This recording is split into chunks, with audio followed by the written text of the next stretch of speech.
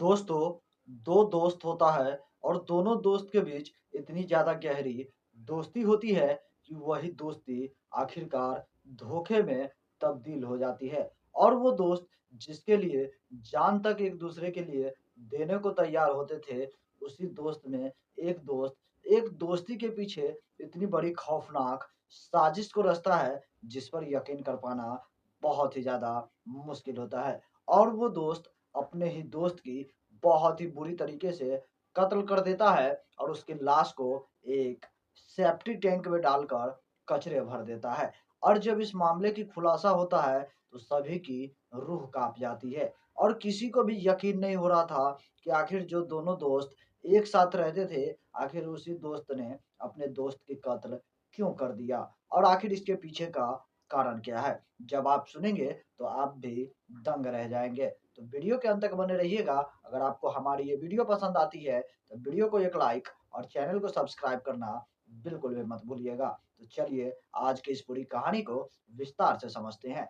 नमस्कार दोस्तों, मेरा नाम है सुशील पंडित और आज की यह घटना मध्य प्रदेश राज्य के सागर जिले का है। उसी के अंतर्गत देवरी एक इलाका होता है। उसी इलाके की यह कहानी है जहाँ पर यह मामला जो है एक गंभीर रूप ले लेता है। यह मामला 22 नवंबर 2025 की है, जहाँ से एक व्यक्ति लापता हो जाता है और उस व्यक्ति का नाम जो है प्रिंस वाल्मीकि होता है और उसकी उम्र की बात की जाए तो महज़ 22 से 25 वर्ष के आस-पास होता है और उसकी शादी को महज़ कुछ ही साल का वक़्त बीता हुआ था और वो अपनी पत्नी के साथ एक अच्छा-खासा जीवन व्यतीत कर रहा होता है। लेकिन उस प्रिंस वाल्मीकि का एक मुसलमान दोस्त होता है, जिसका नाम शोएब खान होता है।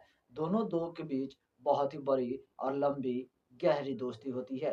दोनों एक साथ अक्सर रहा करते थे और शोएब खान जो था, वो अपने प्रिंस वाल्मीकि दोस्त के घर पर भी आता-जाता रहता था और यहीं से उस दोस्त के बीच एक खौफनाक साजिश जन्म लेने वाला था।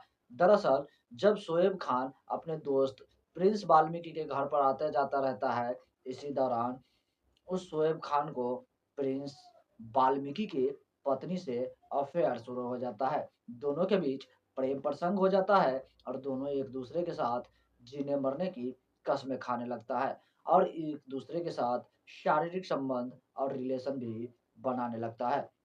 लेकिन यह सिलसिला जैसे ही कुछ महीने बाद अचानक से उसका पति उसे रंगे हाथों पकड़ लेता है और उसके बाद वो अपने दोस्त को कहता है, "तू साला दोस्त नहीं है, बल्कि दोस्त के पीछे सबसे बड़ा एक गद्दार है, जो अपने ही दोस्त को धोखा देकर उसके ही पत्नी के साथ अवैध रिश्ते और अवैध संबंध बना रहा है।"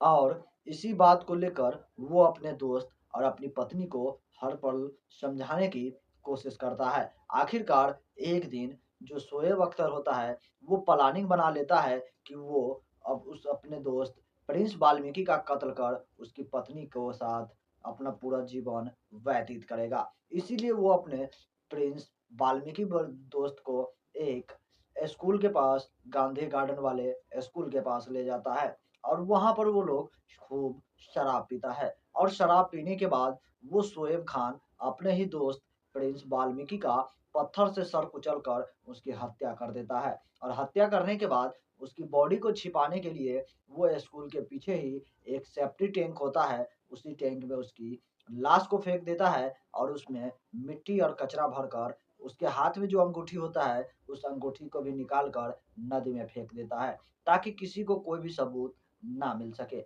और इस मामले को लगभग 1 से 2 महीने का वक़्त बीत जाता है और जो शोएब खान था, वो उस प्रिंस वाल्मीकि के पत्नी को लेकर अपने साथ गुजरात के अहमदाबाद में चला जाता है और दोनों वहाँ पर रहकर एक साथ पूरा एन्जॉय करते हैं, फुल मज़ा लेते हैं। लगभग 2 महीने के बाद अचानक से शोएब खान और जो प्रिंस वाल्मीकि का पत्नी था, जो कि शोएब खान की एक प्रेमिका थी, उन दोनों के बीच किसी बातों को लेकर अनबन हो जाती है। दोनों में लड़ाई झगड़े शुरू हो जाते हैं और इसी बात से नाराज़ होकर जो प्रिंस वाल्मीकि था, उसकी पत्नी वहाँ से वापस अपने गाँव लौट आती है और जैसे ही उसकी पत्नी वहाँ से लौट कर आती है, तभी शोएब खान वो अपने इंस्टाग्राम आईडी से प्रिंस वाल्मीकि के भाई के इंस्टाग्राम आईडी पर एक मैसेज करता है, जिसमें लिखता है कि मैंने तुम्हारे भाई को मार डाला है।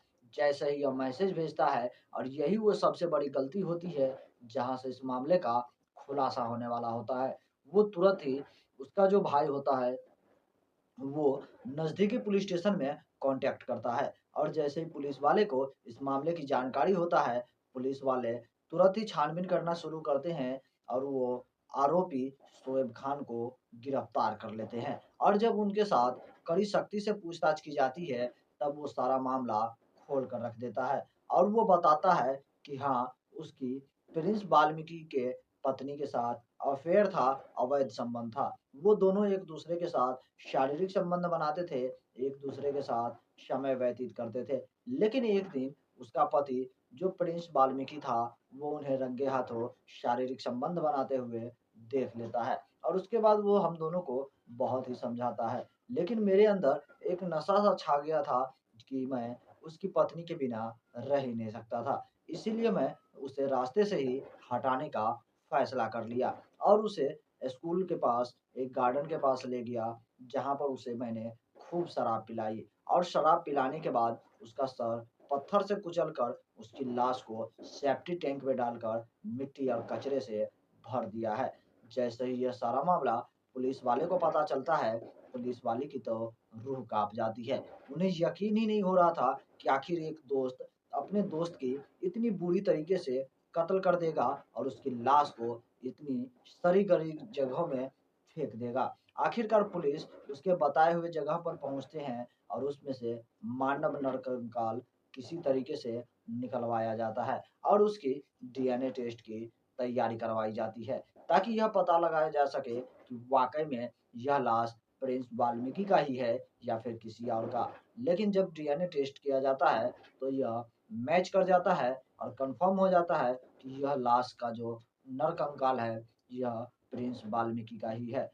लेकिन हैरानी और आश्चर्य की बात थी कि एक शादीशुदा महिला, जिसकी ज़िंदगी बहुत ही अच्छी तरीके से उसके पति के साथ खुशहाल जीवन व्यतीत हो रही थी, लेकिन उस महिला को अफ़ेयर और हवस का नशा मिटाने के लिए वो एक मुसलमान लड़के के साथ अफ़ेयर में शुरुआत कर लेती है। उसके साथ अवैध रिश्ते बना लेती है, जबकि वो अपने पति को धोखा दे रही थी, और इसी की वजह से, एक पत्नी की वजह से, एक निर्दोष पति की जान चली जाती है। दोस्तों, इस अजीबो-गरीब घटना को सुनने के बाद आपको क्या लगता है? हमें कमेंट करके ज़रूर बताइएगा। क्या इस महिला ने जो किया वो सही था, या एक दोस्त जो अपने दोस्त के पीठ पर खंजर घोंप दिया, क्या ये सही था? इस तरह के दोस्त को कौन-सी सज़ा मिलनी चाहिए? आप लोग हमें कमेंट में ज़रूर बताइएगा, आपकी क्या राय है। बाकी दोस्तों, इस अजीबो-गरीब घटना को सुनाकर हमें किसी के दिल को ठेस पहुँचाने का कोई भी इरादा नहीं है। बस आप लोगों को सतर्क करना है और सावधान करना है, क्योंकि इस तरह की कई सारी घटनाएँ आजकल हमारे समाज में होते रहती है। बाकी दोस्तों, इस वीडियो से मैं विदा लूँगा, और फिर मैं मिलूँगा आपसे अगला एक नई एपिसोड में, एक नई कहानी के साथ। तब तक के लिए जय हिंद, जय भारत, सतर्क रहिए, सावधान रहिए।